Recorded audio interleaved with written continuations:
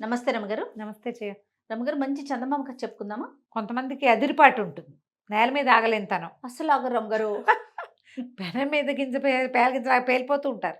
ఏమిటో ప్రతిదానికి దానికి పేలిపోతారు. నాకేం తక్కువ అనుకుంటారు. నేను అందరికంటే ఎక్కువ అని భావిస్తారు. ఎక్కువగా ఉండాలని కోరుకుంటారు.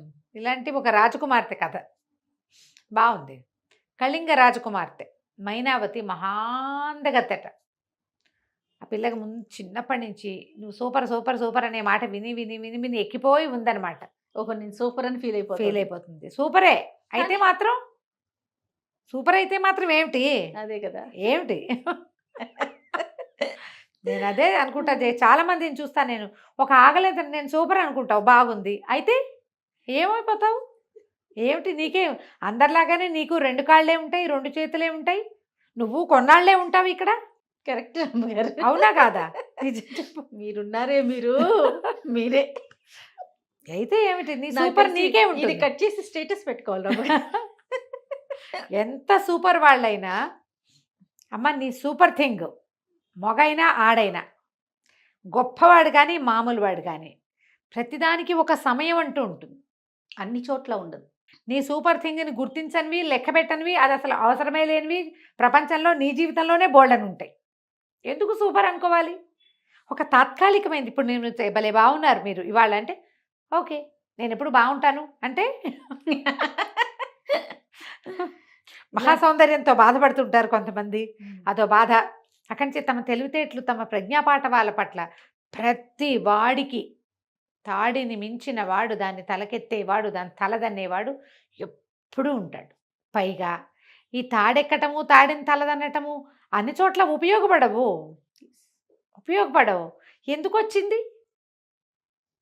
నేల మీద కాళ్ళు పెట్టుకుని ఉండకూడదు హాయిగా? బాగా ఏమిటో ఎప్పటికీ ఉంటాయి ఆ కాళ్ళలా అని. నేల నిన్నెప్పుడు మోసం చేయదమ్మా. అవును. నువ్వు నిలబడ్డ నేల నిన్నెప్పుడు ఇబ్బంది పెట్టదు, హాయిగా నుంచోనిస్తుంది. నువ్వు నేల విడిచి సాము చేస్తే ఏమిటో అవుతుంది. నాకు అలాంటి వాళ్ళని చూస్తే చాలా విచిత్రంగా ఉంటుంది. ఏమిటి ఎందుకు ఇంత బాధపడతారు వీళ్ళు, హైరాన్ ఎందుకు అనిపిస్తుంది. హడావుడి చేసేస్తారు. ఏముండదు అక్కడ ఇంతకీ. ఇంకోళ్ళు వస్తారు వీళ్ళని మించిన వాళ్ళు, అంతే అంతే. కళింగ రాజకుమార్తె ఈ మైనావతికి మహాసౌందర్యంతో బాధపడేది, మహా అదిరిపాటు. ఎవరిని లక్ష్య పెట్టేది కాదు. దురుసుగా ఏదో ఒకటి అనేసేది. ఏం బాగుండలేదు, ఏం బాగుంది అలా మాట్లాడేది. సరే పిల్ల పెద్దదైంది. అమ్మాయికి పెళ్లి కొడుకుని చూద్దామనుకున్నారు. దేశాల నుంచి పటాలు తెప్పించారు. వాడు ఎర్రగా కందగడ్డలా ఉన్నాడంటుంది, వీడి చెవులు పిల్లిలా ఉన్నాడంటుంది, వాడు అలా ఉన్నాడంటుంది, వాడు గుండ్రంగా కాస్త బొద్దుగా ఉంటే పొన్నకాయ అంటుంది, సన్నగా ఉంటే ములక్కాయ అంటుంది. ఇహ ఆవిడిష్టం. అయితే రాజుగారికి విసుగు పెట్టింది. పటాలు వద్దులే, మనకెట్లాగూ స్వయంవరం ఉంది, స్వయంవరం పెట్టిద్దాము, పిల్ల తనే సెలెక్ట్ చేసుకుంటుంది పోని అని స్వయంవరం చాటించాడు. ఈమె మహాసౌందర్యాన్ని విని ఉన్నటువంటి చుట్టుపక్కల రాజ్యాల వాళ్ళందరూ రాజకుమారులంతా తరలొచ్చారు. తరలొస్తే పిల్ల ఇవాళ పెళ్లి చేసుకోవాల్సిన రోజు కదా, తల వంచుకుని ఉండవలసిన రోజు, కానీ ఎత్తి చూడాలి. ఇది ఏమంటారు, స్వయంవరం, అమ్మాయే చూసుకోవాలి. చూసిన ప్రతి వాళ్ళని చూసి పెదవి విరిచేసింది. ఎవరు నచ్చలే, ఎవరు నచ్చల.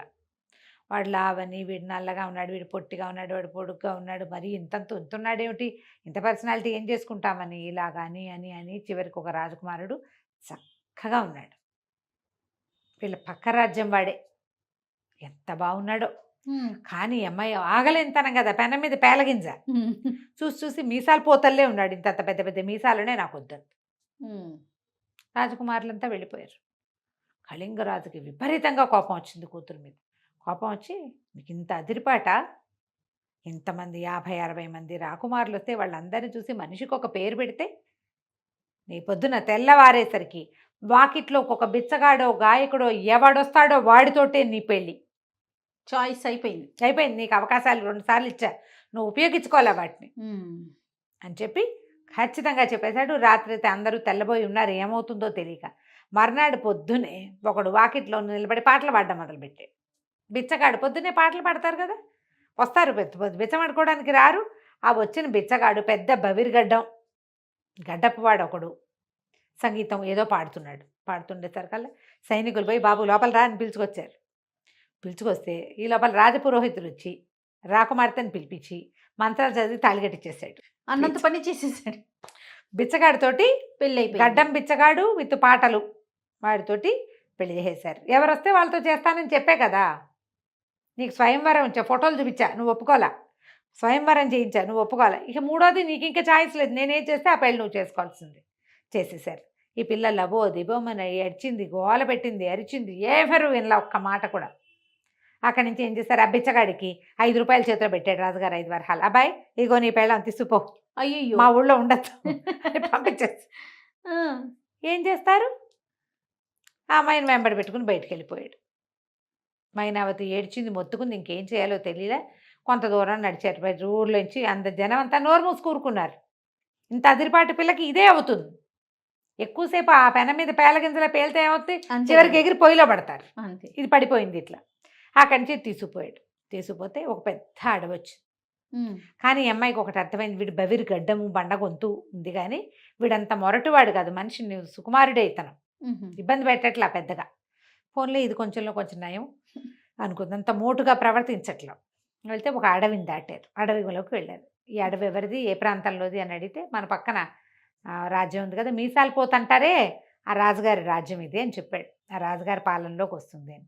అక్కడి నుంచి తీసుకుపోయి ఒక గుడిసెలోకి ప్రవేశపెట్టాడు. ఇదేమిటి ఇక్కడికి తీసుకొచ్చావు అంటే, ఇదే మన ఇల్లు, మా ఇల్లు ఇదే, మనం ఇక్కడే ఉండాలన్నాడు. ఏం చేస్తుంది, ఆ చిన్న పూరు గుడిసెలోకి ప్రవేశించి ఓ చీపురు ఏదో ఉంటే అది పెట్టి అదంతా ఊడ్చి, ఆ పక్కన ఏదో చెరువు ఉంటే ఓ బిందె పట్టుకెళ్ళి అందులో ఇచ్చి నీళ్ళు తెచ్చుకుని కుండతోటి ఇల్లంతా నీళ్లు చల్లుకుని, ఇల్లు వాకిలి అంతా మెల్లిగా పొయ్యి వెలిగించి, మరి ఏం చేస్తుంది, ఆకలి కూడా వేస్తోంది. ఎప్పుడో రాత్రి తినది, పొద్దున పెళ్ళయింది, వచ్చేసింది నడుచుకుంటూ.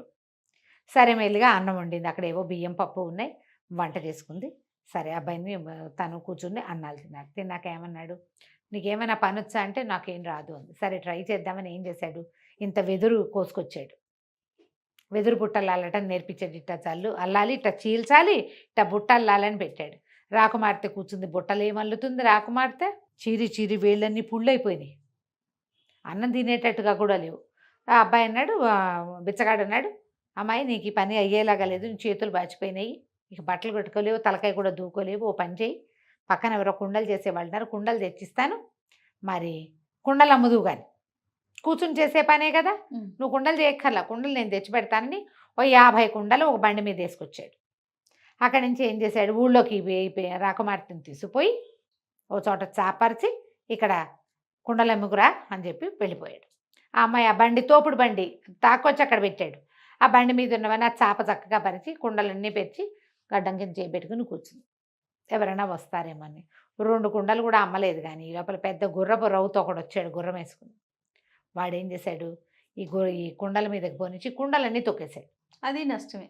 నష్టం. ఈ అమ్మాయి కుండలు చేసిన వాళ్ళు ఏం చేయాలి, కుండలు పెట్టుకున్న వాళ్ళు కుండల వెనకాల కూర్చోకూడదు, కుండలకి ముందు నుంచోవాలి, ఎవరైనా వస్తే మీద పడిపోకుండా. ఈ పిల్ల ఎక్కడో చోట కూర్చోవటం అలవాటైన పిల్ల పోయి వెనకాల కూర్చుంది, కుండలన్నీ వదిలిపోయినాయి. నువ్వు చెప్పలేదుగా అన్నాడు ఆ గుర్రపు రవ్వుతో. ఏం చేస్తుంది, వాడు ఏదో శస్త్రాన్ని అవి పెట్టుకుని సైనికుడు, వాడిని ఏమంటుంది, బికమహం వేసుకుని సాయంత్రం చాప చోటు సంకలో పెట్టుకుని ఇంటికి వచ్చింది.